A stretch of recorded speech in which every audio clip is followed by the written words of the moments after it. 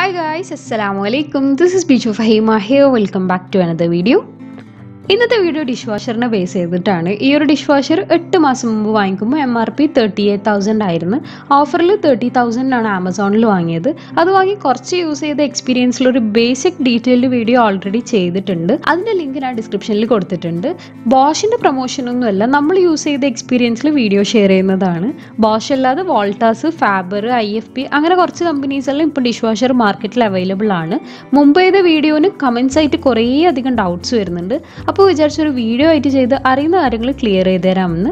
First thing എല്ലാവർക്കും അറിയേണ്ടത് about current consumption. എത്ര കറണ്ട് ബില്ലാണ് ഇത് യൂസ് ചെയ്യുമ്പോൾ വരുന്നത് എന്ന്. അത് ആക്യുറേറ്റ് ആയിട്ട് അറിഞ്ഞ് നിങ്ങളോട് ഷെയർ ചെയ്യാൻ വേണ്ടിയിട്ട് എല്ലാ MCB ഓഫ് ചെയ്ത് ഡിഷ് വാഷർ മാത്രം ഓൺ ചെയ്ത് ഫുൾ ലോഡിൽ ഏറ്റവും കറണ്ട് കൺസ്യൂം ചെയ്യുന്ന ഇൻറ്റൻസീവ് കടായി മോഡിൽ റൺ ചെയ്തപ്പോൾ 1.5 മണിക്കൂർ വർക്കിങ്ങിന് ആകെ 1 യൂണിറ്റ് കറണ്ട് മാത്രമാണ് ആവുന്നുള്ളൂ. 1 യൂണിറ്റ് കറണ്ട് മാക്സിമം 8 രൂപയാണ് ആവാൻ. നമ്മൾ ബിസി ലൈഫിൽ കൂടുതലായിട്ടും എല്ലാ കാര്യത്തിനും ഇത്രയും മെഷീൻ മെക്കാനിസം യൂസ് ചെയ്യുന്ന ഈ ഒരു കാലഘട്ടത്തിൽ അഫോർഡബിൾ ആയിട്ടുള്ള ആൾക്കാർ ഡിഷ് വാഷർ വീട്ടിൽ വാങ്ങി വെക്കുന്നത് അത്രയും ടൈം സേവിങ്ങും പിന്നെ കിച്ചൺ ക്ലീനിങ് കുറേ അധികം ഈസി ആൻഡ് സ്ട്രെസ് ഫ്രീ ആയി കിട്ടും.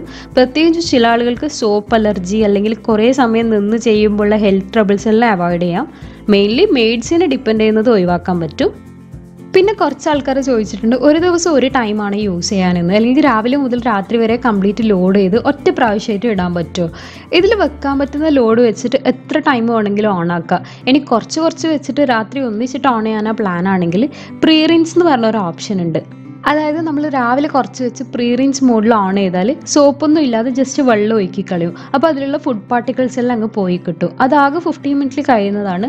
അല്ലാതെ പാത്രങ്ങൾ കൂട്ടി വെച്ചാൽ ഒരു ഫൗൾ സ്മെല്ല് വരുമല്ലോ, അതില്ലാണ്ടാവും. എന്നിട്ട് രാത്രി കംപ്ലീറ്റ് ലോഡായാൽ സാധാരണ മോഡ് സെറ്റ് ചെയ്ത് ഓൺ ചെയ്താൽ മതി.